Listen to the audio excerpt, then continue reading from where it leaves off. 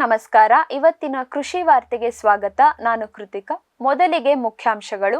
ರಾಜ್ಯದಲ್ಲಿ 17.5 ಲಕ್ಷ ಎಕರೆ ಪ್ರದೇಶದಲ್ಲಿ ತೆಂಗು ಮೌಲ್ಯವರ್ಧನೆಗೆ ಜಿಲ್ಲಾಧಿಕಾರಿಗಳ ಸಲಹೆ. ಭಾರತದ ಆಗಸ್ಟ್ ತಿಂಗಳ ತಾಳೆ ಎಣ್ಣೆ ಆಮದು 16% ಏರಿಕೆ. ಕೃಷಿ ಭಾಗ್ಯ ಯೋಜನೆಯಡಿ ವಿವಿಧ ಸೌಲಭ್ಯ ಪಡೆಯಲು ಅರ್ಜಿ ಆಹ್ವಾನ. ಶಿವಮೊಗ್ಗ ಜಿಲ್ಲೆಯಲ್ಲಿ 1,12,500 ಎಕರೆ ಪ್ರದೇಶದಲ್ಲಿ ಅಡಿಕೆ ಬೆಳೆಗೆ ಕೊಳೆ ರೋಗ.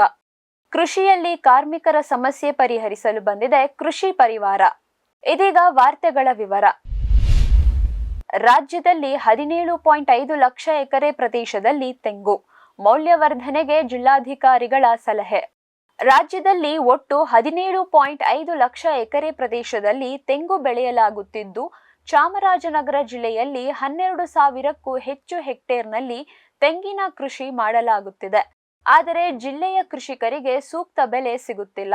ಹಾಗಾಗಿ ತೆಂಗಿನ ಉತ್ಪನ್ನಗಳ ಮೌಲ್ಯವರ್ಧನೆ ಮಾಡಿ ಇತರ ರಾಜ್ಯಗಳಿಗೆ ಸರಬರಾಜು ಮಾಡಬೇಕು ಎಂದು ಚಾಮರಾಜನಗರ ಜಿಲ್ಲಾಧಿಕಾರಿ ಶಿಲ್ಪಾ ನಾಗ್ ಹೇಳಿದರು. ನಗರದಲ್ಲಿ ಆಯೋಜಿಸಿದ್ದ ವಿಶ್ವ ತೆಂಗು ದಿನಾಚರಣೆ ಕಾರ್ಯಕ್ರಮವನ್ನು ಉದ್ಘಾಟಿಸಿ ಮಾತನಾಡಿದ ಅವರು, ಚಾಮರಾಜನಗರ ಕೃಷಿ ಪ್ರಧಾನ ಜಿಲ್ಲೆಯಾಗಿದ್ದು, ತೋಟಗಾರಿಕೆ ಬೆಳೆಗಳು ಮತ್ತು ಹೂವು ಹಣ್ಣುಗಳು ಪ್ರಧಾನ ಕೃಷಿ ಉತ್ಪನ್ನಗಳಾಗಿವೆ. ಆದರೆ ತೆಂಗು ಬೆಳೆಗಾರರಿಗೆ ಸೂಕ್ತ ಬೆಲೆ ಸಿಗುತ್ತಿಲ್ಲ. ಹೀಗಾಗಿ ತೆಂಗಿನ ಉತ್ಪನ್ನಗಳ ಮೌಲ್ಯವರ್ಧನೆ ಮಾಡಿ ಇತರ ರಾಜ್ಯಗಳಿಗೆ ಸರಬರಾಜು ಮಾಡಬೇಕು ಎಂದು ಸಲಹೆ ನೀಡಿದರು. ತೆಂಗು ಸಂಸ್ಕರಣೆ ಮತ್ತು ಮಾರಾಟ ಸಹಕಾರ ಸಂಘದ ಅಧ್ಯಕ್ಷ ಎಂ ಮಹೇಶ್ ಮಾತನಾಡಿ, ತೆಂಗು ಎಲ್ಲಾ ರೀತಿಯಲ್ಲೂ ಆರೋಗ್ಯದಾಯಕ ಉತ್ಪನ್ನವಾಗಿದೆ ಎಂದು ವೈದ್ಯರು ಶಿಫಾರಸು ಮಾಡುತ್ತಿದ್ದಾರೆ. ಹಾಗಾಗಿ ರೈತರು ಎಳನೀರು, ಕೊಬ್ಬರಿ, ಎಣ್ಣೆ ಇತ್ಯಾದಿ ಮೌಲ್ಯವರ್ಧಿತ ಪದಾರ್ಥಗಳ ತಯಾರಿಕೆಗೆ ಹೆಚ್ಚಿನ ಒತ್ತು ನೀಡಬೇಕು ಎಂದರು. ಎಳನೀರು ಇತರೆ ತಂಪು ಪಾನೀಯಗಳ ಜೊತೆ ಸ್ಪರ್ಧಿಸಿ ಮಾರುಕಟ್ಟೆಯಲ್ಲಿ ಉಳಿಯಬೇಕಿದೆ. ಹೀಗಾಗಿ ಇದರ ಉಪ ಉತ್ಪನ್ನಗಳ ತಯಾರಿಕೆಗೂ ರೈತರು ಆದ್ಯತೆ ನೀಡಬೇಕು ಎಂದು ತಿಳಿಸಿದರು. ಇದೇ ವೇಳೆ ಕಾರ್ಯಕ್ರಮದಲ್ಲಿ ವಿವಿಧ ತೆಂಗಿನ ತಳಿಗಳನ್ನು ಪ್ರದರ್ಶಿಸಲಾಯಿತು. ಕೃಷಿ ಇಲಾಖೆಯ ಅಧಿಕಾರಿಗಳು ತೆಂಗು ಬೆಳೆಗೆ ತಗುಲುವ ಕೀಟ, ರೋಗ ಬಾಧೆ ಮತ್ತು ಪರಿಹಾರ ಕ್ರಮಗಳ ಬಗ್ಗೆ ಪ್ರಾತ್ಯಕ್ಷಿಕೆ ನೀಡಿದರು.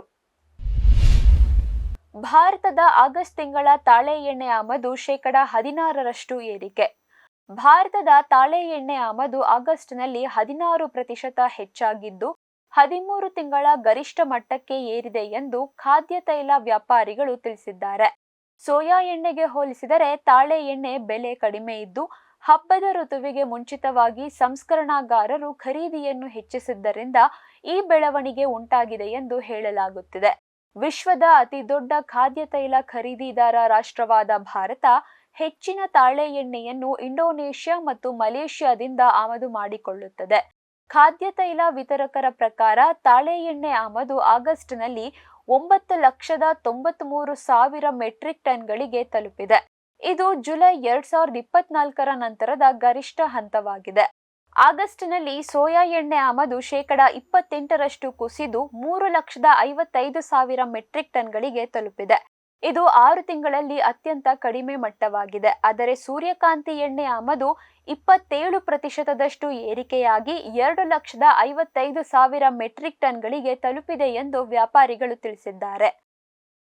ತಾಳೆ ಎಣ್ಣೆ ಮತ್ತು ಸೋಯಾ ಎಣ್ಣೆಯ ಹೆಚ್ಚಿನ ಆಮದು ಆಗಸ್ಟ್ನಲ್ಲಿ ಭಾರತದ ಒಟ್ಟು ಖಾದ್ಯ ತೈಲ ಆಮದನ್ನು 3.6% ಹೆಚ್ಚಿಸಿ 1.6 ಮಿಲಿಯನ್ ಟನ್ಗಳಿಗೆ ತಲುಪಿದೆ ಎಂದು ವಿತರಕರು ತಿಳಿಸಿದ್ದಾರೆ. ಭಾರತದಲ್ಲಿ ಖಾದ್ಯ ತೈಲ, ಅದರಲ್ಲೂ ವಿಶೇಷವಾಗಿ ತಾಳೆ ಎಣ್ಣೆಗೆ ಬೇಡಿಕೆ ಸಾಮಾನ್ಯವಾಗಿ ಹಬ್ಬದ ಋತುವಿನಲ್ಲಿ ಹೆಚ್ಚಾಗುತ್ತದೆ. ಏಕೆಂದರೆ ಸಿಹಿ ತಿಂಡಿಗಳು ಮತ್ತು ಕರಿದ ಆಹಾರಗಳ ಬಳಕೆಗೆ ಹೆಚ್ಚಾಗುತ್ತದೆ. ಸೆಪ್ಟೆಂಬರ್ನಲ್ಲಿ ಭಾರತದ ತಾಳೆ ಎಣ್ಣೆ ಆಮದು 9 ಲಕ್ಷ ಮೆಟ್ರಿಕ್ ಟನ್ ಮತ್ತು ಸೋಯಾ ಎಣ್ಣೆ ಆಮದು 4,50,000 ಮೆಟ್ರಿಕ್ ಟನ್ಗಳಿಗಿಂತ ಹೆಚ್ಚಾಗುವ ನಿರೀಕ್ಷೆ ಇದೆ ಎಂದು ಜಾಗತಿಕ ತೈಲ ವ್ಯಾಪಾರಿಗಳು ತಿಳಿಸಿದ್ದಾರೆ. ಕೃಷಿ ಭಾಗ್ಯ ಯೋಜನೆಯಡಿ ವಿವಿಧ ಸೌಲಭ್ಯ ಪಡೆಯಲು ಅರ್ಜಿ ಆಹ್ವಾನ. ಕೃಷಿ ಇಲಾಖೆ ವತಿಯಿಂದ 2025-26ನೇ ಸಾಲಿನ ಕೃಷಿ ಭಾಗ್ಯ ಯೋಜನೆಯಡಿ ಅರ್ಹ ರೈತರಿಂದ ಅರ್ಜಿ ಆಹ್ವಾನಿಸಲಾಗಿದೆ. ರೈತರು ಕೃಷಿ ಭಾಗ್ಯ ಯೋಜನೆಯಡಿ ಕೃಷಿ ಹೊಂಡ, ತಂತಿ ಬೇಲಿ, ಟಾರ್ಪಲ್ ಹೊದಿಕೆ, ಕ್ಷೇತ್ರ ಬದು ನಿರ್ಮಾಣ, ಡೀಸೆಲ್ ಇಂಜಿನ್ ಹಾಗೂ ತುಂತುರು ನೀರಾವರಿಗೆ ಪ್ಯಾಕೇಜ್ ಮಾದರಿಯಲ್ಲಿ ಸಹಾಯಧನ ಪಡೆಯಲು ಲಭ್ಯವಿದ್ದು, ಎಲ್ಲಾ ವರ್ಗದ ಅರ್ಹ ರೈತರು ಅರ್ಜಿ ಸಲ್ಲಿಸಬಹುದಾಗಿದೆ. ಸೂಕ್ಷ್ಮ ನೀರಾವರಿ ಯೋಜನೆಯಡಿ ತುಂತುರು ನೀರಾವರಿ ಘಟಕಗಳಿಗೆ ಮತ್ತು ಹನಿ ನೀರಾವರಿ ಘಟಕಗಳಿಗೆ ಎಲ್ಲಾ ವರ್ಗದ ರೈತರಿಗೆ 90% ಸಹಾಯಧನ ನೀಡಲಾಗುತ್ತದೆ. ಕೊಳವೆ ಬಾವಿ ಅಥವಾ ನೀರಾವರಿ ಮೂಲ ಹೊಂದಿರುವ ಮತ್ತು ಕನಿಷ್ಠ 1 ಎಕರೆ ಜಮೀನು ಹೊಂದಿರುವ ರೈತರು ಈ ಯೋಜನೆಯ ಸದುಪಯೋಗ ಪಡೆದುಕೊಳ್ಳಬಹುದು. ಪ್ರಧಾನಮಂತ್ರಿಗಳ ಕಿರು ಆಹಾರ ಸಂಸ್ಕರಣಾ ಉದ್ದಿಮೆಗಳ ಔಪಚಾರೀಕರಣ ಯೋಜನೆಯಡಿ ಆಹಾರ ಸಂಸ್ಕರಣಾ ಘಟಕಗಳನ್ನು ಹೊಸದಾಗಿ ಪ್ರಾರಂಭಿಸಲು ಮತ್ತು ಚಾಲ್ತಿಯಲ್ಲಿರುವ ಆಹಾರ ಸಂಸ್ಕರಣಾ ಘಟಕಗಳನ್ನು ಉನ್ನತೀಕರಿಸಲು ಹಾಗೂ ವಿಸ್ತರಿಸಲು ಅವಕಾಶ ನೀಡಲಾಗಿದೆ. ಈ ಯೋಜನೆಯಡಿ ನಿರ್ಮಿಸಲಾಗುವ ಘಟಕಗಳಿಗೆ ಕೇಂದ್ರ ಸರ್ಕಾರದ ವತಿಯಿಂದ 35% ಮತ್ತು ರಾಜ್ಯ ಸರ್ಕಾರದ ವತಿಯಿಂದ 15%ರಂತೆ ಒಟ್ಟಾರೆ 50% ಸಹಾಯಧನ ನೀಡಲಾಗುವುದು. ಪ್ರಸ್ತಾವನೆಯ ಒಟ್ಟು ಮೊತ್ತದಲ್ಲಿ ಕೇವಲ 10% ಮಾತ್ರ ಫಲಾನುಭವಿಗಳು ಭರಿಸಬೇಕಾಗಿದ್ದು, ಉಳಿದ 90% ಬ್ಯಾಂಕಿನಿಂದ ಸಾಲ ನೀಡಲಾಗುತ್ತದೆ. ಸದರಿ ಯೋಜನೆಯಡಿ ಬೆಳೆಯ ಸಂಸ್ಕರಣೆ, ಮೌಲ್ಯವರ್ಧನೆ, ಪ್ಯಾಕಿಂಗ್, ಬ್ರ್ಯಾಂಡಿಂಗ್, ಲೇಬಲಿಂಗ್ ಹಾಗೂ ಮಾರುಕಟ್ಟೆ ಬೆಂಬಲ ಘಟಕಗಳಿಗೆ ಮತ್ತು ಈಗಾಗಲೇ ಚಾಲ್ತಿಯಲ್ಲಿರುವ ಸಂಸ್ಕರಣೆ ಘಟಕಗಳ ಉನ್ನತೀಕರಣಕ್ಕೆ ಸಹಾಯಧನ ನೀಡಲಾಗುವುದು. ಆಸಕ್ತ ರೈತರು ಅರ್ಜಿಗಳನ್ನು ಸಂಬಂಧಿಸಿದ ರೈತ ಸಂಪರ್ಕ ಕೇಂದ್ರಗಳಲ್ಲಿ ಸಲ್ಲಿಸಿ ನೋಂದಾಯಿಸಿಕೊಳ್ಳಬೇಕು. ಹೆಚ್ಚಿನ ಮಾಹಿತಿಗಾಗಿ ಹತ್ತಿರದ ರೈತ ಸಂಪರ್ಕ ಕೇಂದ್ರ, ತಾಲೂಕು ಸಹಾಯಕ ಕೃಷಿ ನಿರ್ದೇಶಕರ ಕಚೇರಿಯನ್ನು ಸಂಪರ್ಕಿಸಬಹುದು ಎಂದು ಕೃಷಿ ಇಲಾಖೆ ತಿಳಿಸಿದೆ. ಇದೀಗ ಒಂದು ವಾಣಿಜ್ಯ ವಿರಾಮ. ಸಮೃದ್ಧ ಸಾವಯವ ಗೊಬ್ಬರ, ಎಂಎಸ್ಜಿಪಿ ಮತ್ತು ಕೆಸಿಡಿಸಿ ಉತ್ಪಾದನೆ, ಫಾರ್ಮ್ ಟಿವಿಯಿಂದ ಸರಬರಾಜು. ಅತಿ ಕಡಿಮೆ ಬೆಲೆಗೆ ಅತ್ಯುತ್ತಮ ಗೊಬ್ಬರ. ಇಲ್ಲ ಭಾರಲೋಹ, ಕೃಷಿ ವಿಶ್ವವಿದ್ಯಾಲಯದಿಂದ ಪರೀಕ್ಷಿತ ಸಾವಯವ ಇಂಗಾಲ, ಎನ್ಪಿಕೆ, ಪಿಎಚ್, ಇಸಿ ಎಲ್ಲ ನಿಗದಿತ ಮಿತಿಯಲ್ಲಿ. ಅಡಿಕೆ, ತೆಂಗು, ಬಾಳೆ, ಕಾಫಿ, ದಾಳಿಂಬೆ, ದ್ರಾಕ್ಷಿ, ಕಬ್ಬು, ಭತ್ತ, ಜೋಳ, ಹತ್ತಿ ಹೀಗೆ ಎಲ್ಲಾ ಬೆಳೆಗಳಿಗೂ ಪ್ರಶಸ್ತ. ಜೀವಂತ ಮಣ್ಣು, ಸಮೃದ್ಧ ಬೆಳೆ, ಅತ್ಯಧಿಕ ಲಾಭಕ್ಕೆ ಬಳಸಿ ಸಿಟಿ ಕಾಂಪೋಸ್ಟ್. ಶ್ರಮಜೀವಿ ಫಾರ್ಮ್ ಟಿವಿಯಿಂದ ಜಸ್ಟ್ ಸೀಡ್ಸ್, ಕೈತೋಟ, ಸ್ವಂತಕ್ಕೆ ಬೆಳೆ ಮತ್ತು ತಾರಸಿ ತೋಟಗಳಿಗೆ ತರಕಾರಿ ಮತ್ತು ಹೂ ಬೀಜಗಳು. ಐಐಎಚ್ಆರ್ ಮತ್ತು ತೋಟಗಾರಿಕೆ ವಿಶ್ವವಿದ್ಯಾಲಯದ ಅಧಿಕ ಇಳುವರಿಯ ಸುಧಾರಿತ ತಳಿ ಹಾಗೂ ಹೈಬ್ರಿಡ್ ಬೀಜಗಳು. ₹50 ಚಿಕ್ಕ ಪ್ಯಾಕೆಟ್ನಲ್ಲಿ ಯುಪಿಐ ಮೂಲಕ ಹಣ ಪಾವತಿಸಿದರೆ ಅಂಚೆ ಮೂಲಕ ಬೀಜ ನಿಮ್ಮ ಮನೆ ಬಾಗಿಲಿಗೆ. ಅಧಿಕೃತ ತಳಿಗಳ ನಿಜ ಬೀಜಗಳು. ಫಾರ್ಮ್ ಟಿವಿಯ ಮೊಳಕೆ ಗ್ಯಾರಂಟಿ. Just seeds. ರೈತ ಬಾಂಧವರ ಸೇವೆಗೆ ಫಾರಂ ಟಿವಿಯ ಮತ್ತೊಂದು ಹೆಜ್ಜೆ. ಅತ್ಯುತ್ತಮ ಲ್ಯಾಬ್ ಮತ್ತು ನರ್ಸರಿಯ ಟಿಶ್ಯೂ ಕಲ್ಚರ್ ಮತ್ತು ಬೀಜ ಗಿಡಗಳು. ಗುಗಳೆ ಬಯೋಟೆಕ್ನ ಜಿನಿನ್ ಮತ್ತು ಏಲಕ್ಕಿ ಬಾಳೆ ಟಿಸಿ ಗಿಡಗಳು.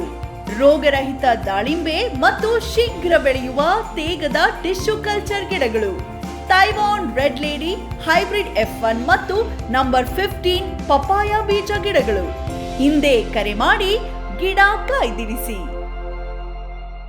ಭಾರತದ ಅತ್ಯುತ್ತಮ ತೋಟಗಾರಿಕೆ ಎಕ್ಸ್ಪೋ ಅನುಭವಿಸಿ ಹಾರ್ಟಿಕನೆಕ್ಟ್ ಇಂಡಿಯಾ 2025 ಸೆಪ್ಟೆಂಬರ್ 25ರಿಂದ 27ರವರೆಗೆ ಬೆಂಗಳೂರು.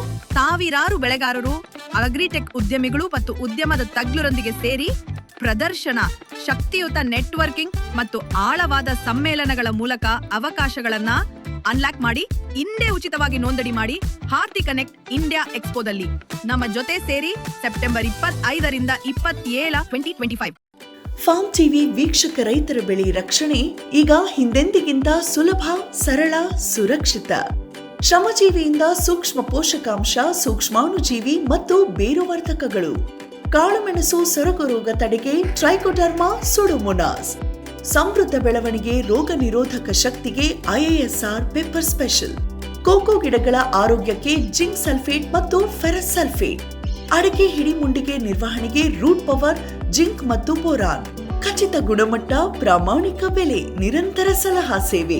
ನಮ್ಮಿಂದಲೇ ಖರೀದಿಸಿ, ನಮ್ಮ ಬದ್ಧತೆಯ ಸೇವೆಗೆ ಬೆಂಬಲ ನೀಡಿ.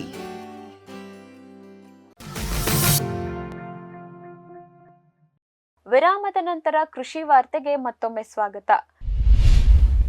ಶಿವಮೊಗ್ಗ ಜಿಲ್ಲೆಯಲ್ಲಿ 1,12,500 ಎಕರೆ ಪ್ರದೇಶ ಅಡಿಕೆ ಬೆಳೆಗೆ ಕೊಳೆ ರೋಗ. ಪ್ರಸಕ್ತ ಸಾಲಿನ ಮುಂಗಾರು ಅವಧಿಯಲ್ಲಿ ನಿರಂತರವಾಗಿ ಸುರಿದ ಭಾರೀ ಮಳೆಯಿಂದಾಗಿ ಶಿವಮೊಗ್ಗ ಜಿಲ್ಲೆಯಲ್ಲಿ 1,12,500 ಎಕರೆ ಪ್ರದೇಶದಲ್ಲಿ ಅಡಿಕೆ ಬೆಳೆ ಕೊಳೆ ರೋಗಕ್ಕೆ ತುತ್ತಾಗಿದೆ. ಸಾವಿರಾರು ಎಕರೆ ಪ್ರದೇಶದಲ್ಲಿ ಬೆಳೆದ ಮೆಕ್ಕೆಜೋಳ ಹಾನಿಗೊಳಗಾಗಿದೆ. ಈ ಕುರಿತು ಮಾತನಾಡಿದ ಜಿಲ್ಲಾ ಉಸ್ತುವಾರಿ ಸಚಿವ ಮಧು ಬಂಗಾರಪ್ಪ ಅವರು ಬೆಳೆ ನಷ್ಟದ ಪ್ರಮಾಣವನ್ನು ಕೂಡಲೇ ಒದಗಿಸುವಂತೆ ಕೃಷಿ ಇಲಾಖೆಯ ಅಧಿಕಾರಿಗಳಿಗೆ ಸೂಚಿಸಲಾಗಿದೆ. ಅಲ್ಲದೆ ಬೆಳೆ ಹಾನಿಯ ಪ್ರಮಾಣ ಮತ್ತಷ್ಟು ಹೆಚ್ಚುವ ಸಂಭವವಿರುವ ಬಗ್ಗೆಯೂ ಮಾಹಿತಿ ಇದೆ. ಈಗಾಗಲೇ ಆಗಿರುವ ಬೆಳೆ ನಷ್ಟಕ್ಕೆ ಪರಿಹಾರ ಕ್ರಮ ಕೈಗೊಳ್ಳುವ ಬಗ್ಗೆ ಮುಖ್ಯಮಂತ್ರಿಗಳೊಂದಿಗೆ ಚರ್ಚಿಸಿ ಅಗತ್ಯ ಕ್ರಮ ಕೈಗೊಳ್ಳಲಾಗುವುದು ಎಂದು ಹೇಳಿದ್ದಾರೆ. ಶಿವಮೊಗ್ಗದಲ್ಲಿ ರೈತರ ಅಹವಾಲನ್ನು ಆಲಿಸಿದ ಅವರು ಅಡಿಕೆ ಕೊಳೆ ರೋಗ ನಿಯಂತ್ರಣಕ್ಕೆ ಸಂಬಂಧಿಸಿದಂತೆ ಕೃಷಿ ಮತ್ತು ತೋಟಗಾರಿಕಾ ವಿಶ್ವವಿದ್ಯಾಲಯದ ವಿಜ್ಞಾನಿಗಳೊಂದಿಗೆ ಸಮಾಲೋಚನೆ ನಡೆಸಲಾಗಿದೆ. ಅಲ್ಲದೆ ಸಂಭಾವ್ಯ ಬೆಳೆ ಹಾನಿಯನ್ನು ತಡೆಗಟ್ಟಲು ಇರುವ ಕ್ರಮಗಳ ಬಗ್ಗೆಯೂ ಮಾಹಿತಿ ಒದಗಿಸುವಂತೆ ಸೂಚಿಸಲಾಗಿದೆ ಎಂದರು. ಬೆಳೆ ಹಾನಿಗೊಳಗಾಗಿರುವ ರೈತರಿಗೆ ಸಮಾಧಾನ ತರುವ ರೀತಿಯಲ್ಲಿ ಕೇಂದ್ರ ಸರ್ಕಾರ ಪರಿಹಾರ ಮೊತ್ತ ಘೋಷಿಸಬೇಕು. ಈಗಾಗಲೇ ಘೋಷಿಸಿರುವ ಮೊತ್ತ ಅತ್ಯಲ್ಪವಾಗಿದೆ. ಪರಿಹಾರ ಧನ ವಿತರಿಸುವ ವಿಷಯದಲ್ಲಿ ತಾರತಮ್ಯ ಧೋರಣೆ ಸರಿಯಲ್ಲ ಎಂದ ಅವರು ತೆಂಗು ಅಭಿವೃದ್ಧಿ ಮಂಡಳಿಯ ಶಾಖೆಯನ್ನು ಜಿಲ್ಲೆಯಲ್ಲಿ ಆರಂಭಿಸುವ ಬಗ್ಗೆಯೂ ಉದ್ದೇಶಿಸಲಾಗಿದೆ ಎಂದರು. ಕೃಷಿಯಲ್ಲಿ ಕಾರ್ಮಿಕರ ಸಮಸ್ಯೆ ಪರಿಹರಿಸಲು ಬಂದಿದೆ ಕೃಷಿ ಪರಿವಾರ. ಕೃಷಿ ಈ ದೇಶವನ್ನು ಬಲಪಡಿಸುವ ಕ್ಷೇತ್ರ, ಹೆಚ್ಚು ಉದ್ಯೋಗ ನೀಡಬಲ್ಲ ಕ್ಷೇತ್ರವೂ ಹೌದು. ಇತ್ತೀಚೆಗೆ ಹಲವು ಸಮಸ್ಯೆಗಳು ಇಲ್ಲಿ ಕಾಡುತ್ತಿವೆ. ಅದರಲ್ಲೂ ಕೃಷಿ ಕಾರ್ಮಿಕರ ಸಮಸ್ಯೆ ಪ್ರಮುಖವಾದದ್ದು. ನುರಿತ ಕಾರ್ಮಿಕರಂತೂ ಸಿಗುವುದೇ ಕಷ್ಟ ಎನ್ನುವ ಹಂತದಲ್ಲಿದೆ ಈ ಕ್ಷೇತ್ರ. ಹೀಗಾಗಿ ಕೃಷಿ ಕಾರ್ಮಿಕರ ಕ್ಷೇತ್ರದಲ್ಲಿ ತರಬೇತಿ ಹಾಗೂ ಇಡೀ ಕೆಲಸವನ್ನು ತಂಡವಾಗಿ ನಿರ್ವಹಣೆ ಮಾಡಬಲ್ಲ ತಂಡವು ಸಿದ್ಧವಾಗುತ್ತಿದೆ. ದಕ್ಷಿಣ ಕನ್ನಡ ಜಿಲ್ಲೆಯ ಸುಳ್ಯದ ಬಾಳಿಲದಲ್ಲಿ ಕೃಷಿ ಪರಿವಾರ ಎನ್ನುವ ಸಂಸ್ಥೆ ಈ ಕೆಲಸ ಆರಂಭಿಸಿದೆ. ಕೃಷಿಯಲ್ಲಿ ಕಾರ್ಮಿಕರ ಕೊರತೆಯಿಂದಾಗಿ ಕೃಷಿಯನ್ನು ಅಭಿವೃದ್ಧಿಪಡಿಸಲು ಸಾಧ್ಯವಾಗದ ಪರಿಸ್ಥಿತಿ ಹಲವು ರೈತರನ್ನು ಕಾಡುತ್ತಿದೆ. ಇದಕ್ಕಾಗಿ ಕಾಲಕಾಲಕ್ಕೆ ಅಗತ್ಯ ಕೆಲಸಗಳನ್ನು ನಿರ್ವಹಣೆ ಮಾಡಬಲ್ಲ ತಂಡವನ್ನು ಸಂಸ್ಥೆಯು ಸಿದ್ಧ ಮಾಡಿದೆ. ಈಗಾಗಲೇ ಸಂಸ್ಥೆಯು ಕೆಲಸವನ್ನು ಆರಂಭಿಸಿದೆ. ಸ್ಥಳೀಯವಾಗಿ ಹಾಗೂ ಇತರೆಡೆಯ ಕಾರ್ಮಿಕರನ್ನು ಬಳಸಿಕೊಂಡು ತೋಟದ ಕೆಲಸವನ್ನು ಮಾಡಲಾಗುತ್ತಿದೆ. ಈ ಸಂಸ್ಥೆಯು ಮಣ್ಣು ಪರೀಕ್ಷೆ, ಗೊಬ್ಬರ ಪೂರೈಕೆ, ಗೊಬ್ಬರ ಹಾಕಿ ಕೊಡುವ ವ್ಯವಸ್ಥೆ, ತೋಟದ ಕಳೆ ತೆಗೆಯುವುದು, ತೋಟದ ಸಂಪೂರ್ಣ ನಿರ್ವಹಣೆ, ಔಷಧಿ ಸಿಂಪಡಣೆ, ಅಡಿಕೆ ಕೊಯ್ಲು, ತೆಂಗು ಕೊಯ್ಲು, ಅಡಿಕೆ ಸುಲಿಯುವುದು ಸೇರಿದಂತೆ ತೋಟದ ನಿರ್ವಹಣೆ ಮಾಡಲು ನುರಿತ ಕಾರ್ಮಿಕರನ್ನು ಜೋಡಿಸಿಕೊಂಡಿದೆ. ಈಗಾಗಲೇ ಕೃಷಿಯಲ್ಲಿ ಕಾರ್ಮಿಕರ ಸಮಸ್ಯೆ ಬಹುದೊಡ್ಡ ಸವಾಲಾಗಿದ್ದು, ಸಂಸ್ಥೆಯ ಈ ಹೆಜ್ಜೆ ಶ್ಲಾಘನೀಯ ಮತ್ತು ರೈತರಿಗೆ ಬಹಳ ಸಹಕಾರಿಯಾಗಲಿದೆ ಎಂದು ಅಖಿಲ ಭಾರತ ಅಡಿಕೆ ಬೆಳೆಗಾರರ ಸಂಘದ ಅಧ್ಯಕ್ಷ ಮಹೇಶ್ ಪುಚ್ಚಪ್ಪಾಡಿ ತಿಳಿಸಿದರು. ಇವಿಷ್ಟು ಇವತ್ತಿನ ಕೃಷಿ ವಾರ್ತೆ. ಹೆಚ್ಚಿನ ಕೃಷಿ ಕುರಿತಾದ ಕಾರ್ಯಕ್ರಮಗಳಿಗಾಗಿ ವೀಕ್ಷಿಸಿ ಫಾರ್ಮ್ ಟಿವಿ. ನಮಸ್ಕಾರ.